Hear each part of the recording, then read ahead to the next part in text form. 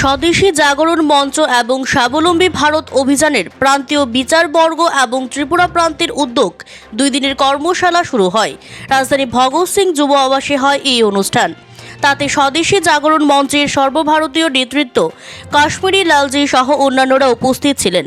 শনিবার সকালে এর উদ্বোধন করেন সংগঠনের নেতৃত্বরা। স্বদেশী জাগরণ মঞ্চ মূলত বেকার সমস্যা সমাধানে কাজ করে বলে সংগঠনের নেতৃত্বরা জানান। তাদের উদ্দেশ্য বেকাররা যেন জব হোল্ডার নন, জব ক্রিয়েটর হন, সেই বিষয়ে তাদের প্রশিক্ষণ দেওয়া হয়। পাশাপাশি এদিনের অনুষ্ঠানে রাজ্যের সাংগঠনিক বিষয়েও আলোচনা হয়। রবিবার এই কর্মশালার সমাপ্তি হবে।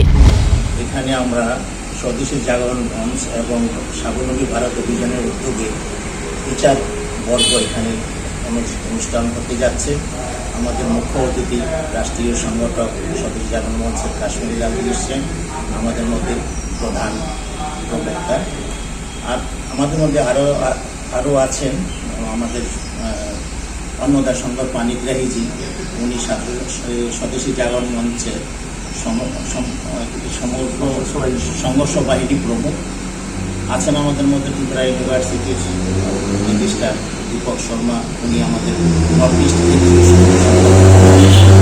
আছেন। আমাদের স্বদেশী জাগরণ মঞ্চের শিবাজী ঘোষ, আমি স্বাবলম্বী ভারত অভিযানের সমন্বয়ক এবং স্বদেশী জাগরণ মঞ্চের সহ সংযোজক আছে। আমাদের সঙ্গে ইন্দ্রজিৎ দেব, আমাদের মহানগরের সম্পর্ক প্রমুখ সংযোজক। মূল উদ্দেশ্য হল আমরা সবার হাতে কাজ তুলে দিতে চাই। বেকার সমস্যা সমাধানে স্বাবলম্বী ভারত অভিযানের মাধ্যমে প্রত্যেকের হাতে যাতে কাজ দেওয়া যায় তারই প্রচেষ্টা।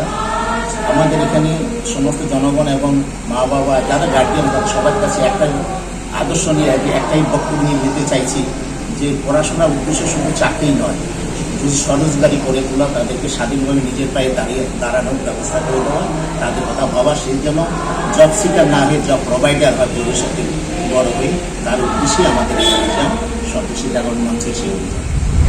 CRI TV, channel for news and entertainment.